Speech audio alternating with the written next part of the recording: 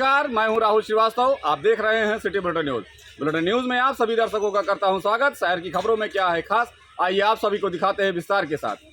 प्रदेश सरकार जहां एक तरफ सबका साथ सबका विकास की बात करती है, तो वहीं अयोध्या के साहबगंज स्थित लोनिया मोहल्ले में लोग बूंद बूंद पानी को तरस रहे हैं। विकास की बात छोड़ दीजिए, एक बूंद पानी के लिए तरस रहे हैं यहां के लोग। हैंडपंप और जलकर विभाग द्वारा वाटर सप्लाई का नल तो मानो केवल देखने के लिए लगाए गए हैं। मोहल्ले में लगभग 15 से 20 परिवार के लोगों में नहाने, स्कूली बच्चों को सुबह पानी के किल्लत से जूझना पड़ रहा है। स्थानीय लोगों ने अपनी पीड़ा को बयान करते हुए कहा है कि पिछले कई वर्षों से यह समस्या बनी हुई है। हैंडपंप तो लगे हैं, लेकिन केवल देखने के लिए। आधे घंटे मेहनत करिए तो पानी टपकता है। जलकल विभाग के वाटर सप्लाई के पानी का रंग ही दूसरा रहता है। कुल मिलाकर के समस्या इतनी विकट है कि लोग यहाँ के परेशान हैं। 20 परिवार हैं। अब पानी नहीं मिलने से उन्हें इतनी दिक्कत होती है कि उनकी दिनचर्या प्रभावित हो जाती है। मोहल्ले के वासियों ने मांग की है कि उन्हें पानी मैसर कराया जाए। जलकल विभाग उनकी इस समस्या की ओर ध्यान दे। वाटर सप्लाई का नल जो दूषित पानी कभी कभी देता है, उसे ठीक कराया जाए।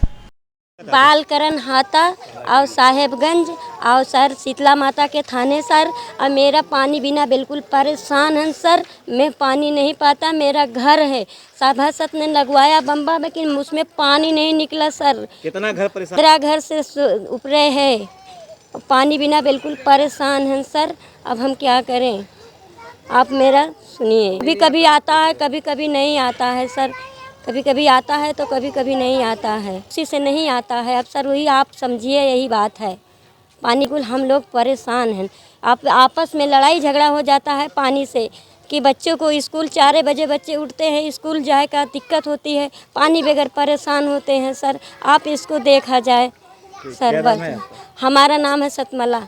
हम लोग इस मोहल्ले में रहते हैं भैया। इस मोहल्ले में पानी की बहुत समस्या 8-10 मोहल्ले में रहती हैं आप? साहेबगंज लोनियाना टोले में, बलकना में। और पानी के लिए बहुत समस्या है। 10-15 घर हैं, इसी में पानी नहीं हो पाता। इसी के लिए हम लोग से झगड़ा लड़ाई भी आपस में ही हो जाता है। नल तो लगा हुआ है, में पानी नहीं आता है भैया। इसमें नल ऐसा ही बिगड़ा, कम से काफ़ी दिन से ऐसा ही बिगड़ा पड़ा हुआ है। एक ही टोसी से हम लोग काम चलाते हैं। सुबह बताया सर, वो हम लोग पार्षद जी से भी बताए, शिकायत भी किए। इस बात के लिए कोई का गौर नहीं है। यही है, पानी नहीं दे रहा है और हम लोग इसी में पानी में परेशान रहते हैं। कम से कम लोग 10-15 घर हैं सर, 15 लोग। क्या नाम आपका? सर केतकी। बलकान हाता लोनियाना टोला, चिल्ला जी का मंदिर के सामने हैंडपंप है। इसमें पानी नहीं आता। हम सभा सस्ते कहते हैं बनवा दो कह रहे बन जाएगा।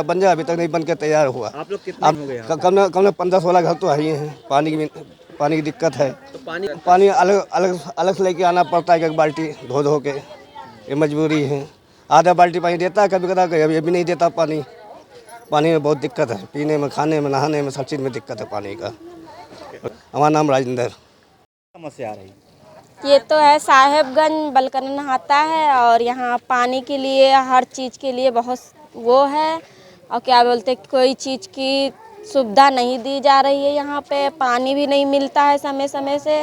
कोई चीज़ की तकलीफ़ होती है, राशन वासन की हर चीज़ आता है, लेकिन बहुत पाते ही नहीं है। 2-2 नल लगा है, तब भी क्या समस्या आ रही है? तब भी पानी नहीं मिलता है। एक में पानी नहीं आता है और एक में टोटी वाले में आता है, तो कभी उसमें आता है तो कभी आता ही नहीं है। और जब तक लोग, इतने लोग हैं यहाँ, पानी भरते हैं, कोई पाता ही नहीं पानी। हाँ, इसमें गंदा भी आता है और सफ़ा भी आता है, लेकिन पानी देता नहीं है समय से। अब पानी में बहुत, यहाँ पे सबसे ज़्यादा पानी वाली दिक्कत है। सब कुछ सही रहा तो अगले हफ्ते से ड्राइविंग लाइसेंस बनवाने के लिए या फिर फिटनेस टेस्ट के लिए आरटीओ दफ्तर लोगों को नहीं जाना पड़ेगा। शहर के उदया चौराहे पर ड्राइविंग ट्रेनिंग इंस्टीट्यूट यानी DTI का जो लोकार्पण हुआ था, उसकी तैयारी पूरी हो गई है और अब जो है ये बनकर पूरी तरह तैयार है। ARTO राजेश प्रताप सिंह ने आज इसका निरीक्षण किया और निरीक्षण करने के बाद उन्होंने कहा कि अगले हफ्ते से यह उम्मीद है कि यह काम करना शुरू कर देगा। उदया चौराहे पर करीब 4 एकड़ भूमि पर 5.24 करोड़ की लागत से जुलाई 2019 में ड्राइविंग ट्रेनिंग इंस्टीट्यूट का निर्माण कार्य शुरू हुआ था। इसके निर्माण कार्य की अवधि जुलाई 2020 तय थी, लेकिन कोरोना काल के चलते यह नहीं हो पाया और धीरे धीरे इसकी लागत बढ़कर 8.56 करोड़ पहुंच गई। इस ड्राइविंग ट्रेनिंग इंस्टीट्यूट में boundary wall, academic block, training route, प्रशासनिक ब्लॉक का निर्माण कार्य पूरा हो गया है।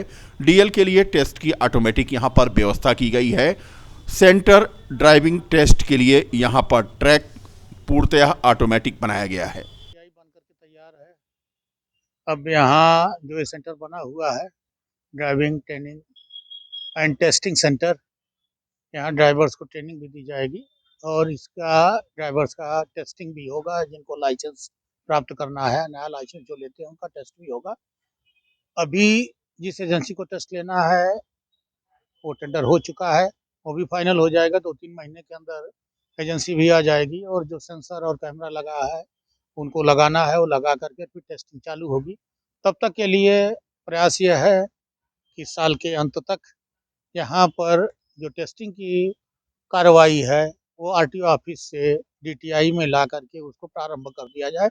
उसी के परिप्रेक्ष्य में आज डीटीआई का निरीक्षण किया गया है और इसको हैंड ओवर भी करना है। चूँकि ये एजेंसी जो है इसको बना करके तैयार की है, उससे हम इसको हैंड ओवर भी करेंगे और उसी के साथ साथ यहाँ पर जो नए लाइसेंस इशू होते हैं उनका ट्रेनिंग वो उसका टेस्ट भी किया जाएगा। कब तक माना जाए कि इसका उद्घाटन हो जाएगा? बस अगले हफ्ते में किसी दिन तय करके इसको प्रयास यही रहेगा कि अगले हफ्ते में यहाँ पर आ जाए। अयोध्या शहर में इंटेलिजेंट ट्रैफिक मैनेजमेंट सिस्टम को प्रभावी करने की कवायद चल रही है, लेकिन हालत यह है कि सिस्टम आए दिन फेल हो जाता है। रिकाबगंज चौराहे पर आज पूरे दिन intelligent traffic management system fail रहा, जिसकी वजह से यहां पर नारंगी रंग की लाइटें जलती रहीं और लोग बेतरतीब ढंग से आते जाते रहे। ना तो यहां ट्रैफिक पुलिस थी कि वो यातायात को कंट्रोल कर पाए और ना ही सिस्टम चल रहा था। बता दें कि शहर के 22 चौराहों पर ट्रैफिक सिग्नल सिस्टम लगाया गया है। सख्ती से यहां पर यातायात के नियमों के अनुपालन की बात रोज कही जाती है। चौराहे पर रेड लाइट क्रॉस करने पर चालान काटने की बात तथा सीसीटीवी में ऑटोमेटिक जंप कर रहे बाइक का नंबर प्लेट स्कैन करना और 15 से 20 दिनों तक यहां पर लोगों को जागरूक करने की बात कही थी कल एसएसपी मुनिराज जी ने। लेकिन आज यहां पर ये इंटेलिजेंट ट्रैफिक मैनेजमेंट सिस्टम जो रिकाबगंज चौराहे पर लगा है, पूरी तरह से आज ये सफेद हाथी साबित होता हुआ नजर आया। यहां सवाल ये उठता है कि अगर आए दिन ये सिस्टम खराब ही रहेगा तो कैसे यहां पर यातायात व्यवस्था को सुदृढ़ बनाने की कवायद जो चल रही है वो उसमें सफलता मिलेगी। सड़क सुरक्षा अभियान के अंतर्गत केएम शुगर मिल मोतीनगर में परिवहन विभाग और चीनी मिल द्वारा कृषक जागरण अभियान की आज शुरुआत की गई। अभियान के तहत परिवहन विभाग के एआरटीओ प्रवर्तन प्रवीण सिंह और उनकी टीम के द्वारा कोहरे में वाहन का संचालन किस प्रकार से किया जाना है उसे कृषकों को बताया गया तथा साथ में ही ट्रालियों में रिफ्लेक्टर लगाया गया। वीएन एकेडमी शिवनगर पहाड़गंज में आगामी 25 दिसंबर को बाल मेले का आयोजन किया गया है, जिसमें बच्चों, अभिभावकों तथा अन्य गणमान्य व्यक्तियों को शिरकत करना है। मेले में निष्प्रयोज वस्तुओं से बनी वस्तुएं आकर्षण का केंद्र होंगी। अध्यापकों और बच्चों ने एक दूसरे के सहयोग से इन वस्तुओं का निर्माण किया है। इस संबंध में जानकारी देते हुए विद्यालय के प्रबंधक राकेश कुमार श्रीवास्तव ने बताया कि कल ये कार्यक्रम आकर्षण का केंद्र होगा। विद्यालय में विगत 20 वर्षों से बाल मेले का आयोजन 25 दिसंबर को किया जा रहा है। इसी तरह से इस वर्ष भी बाल मेले का आयोजन 25 दिसंबर को होगा, जिसमें बच्चे और उनकी अध्यापिकाएं आपस में सहयोग करके कुछ बेकार पड़ी वस्तुओं से काम की वस्तुओं को निर्मित किया गया है। इसकी भी प्रदर्शनी लगेगी, स्टॉल लगाया जाएगा। साथ में ही शुद्ध खान पान की भी व्यवस्था के स्टॉल होंगे। इस तरह के मेलों के आयोजन के द्वारा एक तो बच्चे पुस्तकीय ज्ञान के साथ साथ व्यवहारिक ज्ञान सीखते हैं, जिससे वे अपने जीवन में अपनी जिंदगी को बेहतर ढंग से जी सकें। साथ ही वे प्रतिदिन के अपने जो दैनिक कार्य होते हैं उनसे हट करके कुछ एंजॉय करते हैं, मज़ा लेते हैं और इस तरह से अपने जीवन में हर दिन को वे जब बदल कर जीते हैं, अलग अलग ढंग से जीते हैं, तो नयापन आता है। मेरी क्रिसमस की तैयारी धूमधाम से की जा रही है। बता दें कि 25 दिसंबर यानी रविवार को प्रभु ईसा मसीह का जन्म दिवस मनाया जाएगा। पूरे विश्व में ईसाई धर्म के लोग इस त्योहार को हर्षोल्लास के साथ मनाते हैं। आज क्रिसमस की पूर्व संध्या पर सिविल लाइन स्थित मेथोडिस्ट गर्ल्स इंटर कॉलेज की प्रिंसिपल रूही पाल ने चर्च के साथ साथ अपने घर की सजावट की। उन्होंने बताया कि क्रिसमस एकता और अखंडता का त्योहार है। कल शहर के 4 गिरजाघरों में यह कार्यक्रम आयोजित होगा। प्रभु ईसा मसीह के बाल्यकाल की झांकी भी सजाई जा रही है। फिलहाल गिरजाघरों में तैयारियां जोर शोर से हैं। गुलाबबाड़ी और कंपनी गार्डन की सुरक्षा भी कल के दिन बढ़ाई गई है ताकि लोग सुरक्षित तरीके से पार्क में क्रिसमस का आनंद उठा सकें। की तैयारी चल रही है आप लोग की? जी, पहले तो हम लोग क्रिसमस के फेस्टिवल्स पे क्रिसमस ट्री डेकोरेट करते हैं।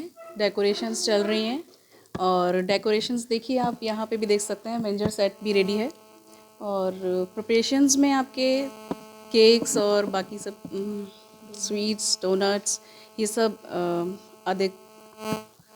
कितनी खुशी?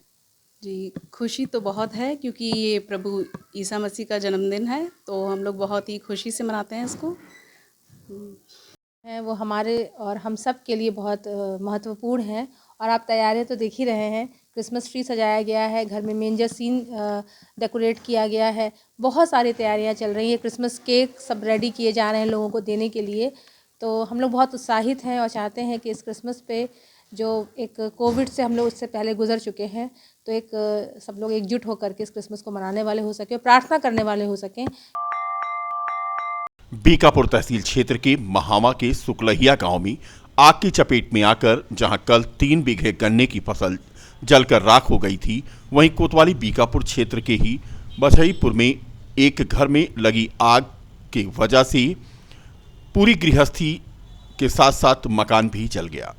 बछई गांव के निवासी अग्निदेव पांडे एडवोकेट के घर पर सभी लोग कड़ाके की ठंड में सो रहे थे कि भोर में ही घर में गर्माहट पा करके लोग उठे तो देखा कि एक कमरा धू-धू करके चल रहा है।